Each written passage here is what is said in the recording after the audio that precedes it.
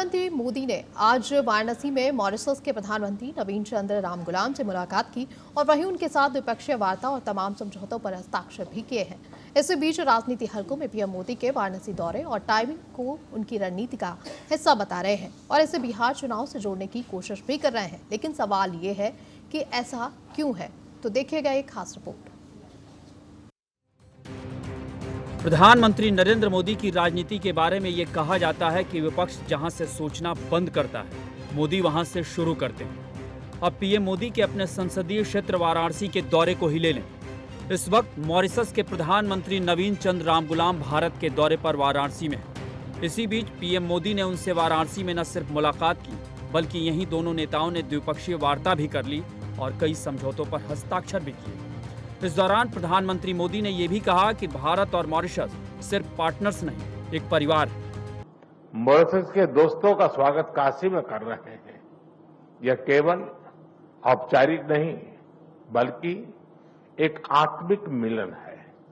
इसलिए मैं गर्व से कहता हूं कि भारत और मॉरिशस सिर्फ पार्टनर्स नहीं, बल्कि एक परिवार है।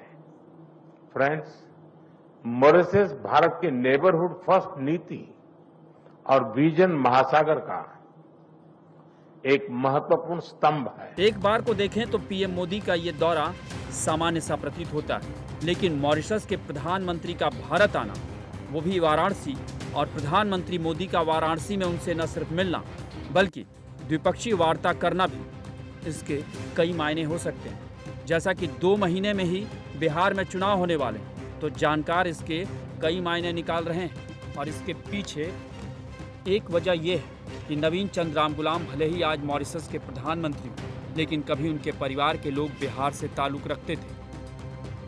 खबरों के मुताबिक उनकी पारिवारिक जड़ें बिहार के भोजपुर जिले के एक गांव से जुड़ी थी। यानी प्रधानमंत्री मोदी का कहीं न कहीं वाराणसी में उनके साथ मुलाकात करना बिहार के लिए भी एक संदेश माना जा सकता है। दरअसल बिहार में इस साल होने वाला विधानसभा चुनाव कई मायनों में दिलचस्प और चुनौतीपूर्ण भी, क्योंकि एक नीतीश कुमार भी एनडीए की ओर से मुख्यमंत्री, तो दूसरी तरफ राजद नेता तेजस्वी यादव के लिए चुनाव करो या मरो वाला हो गया, क्योंकि उन्हें अपने विरोधियों के साथ साथ ही सहयोगी राहुल गांधी के सियासी चालों से भी निपटना है, मुकाबला करना है। लेकिन इस सब के बीच बीजेपी की सियासत इस बार बिहार में सबको चौंका रही। पिछले चुनाव में जदयू के कमजोर होने के बाद नीतीश भले मुख्यमंत्री बन गए और अब भी हैं, लेकिन वो 2020 के झटके से अब तक उबर नहीं पाए।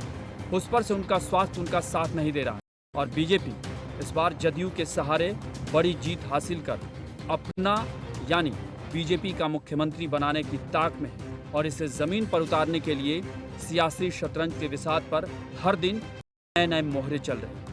प्रधानमंत्री मोदी 15 सितंबर को पूर्णिया के दौरे पर जाने वाले, यानी कुल मिलाकर देखा जाए तो प्रधानमंत्री मोदी और अमित शाह की जीत के लिए बिहार का चुनाव कई मायनों में महत्वपूर्ण है और उनकी नज़र वहां बड़ी जीत पर है। Bureau report, TNP news.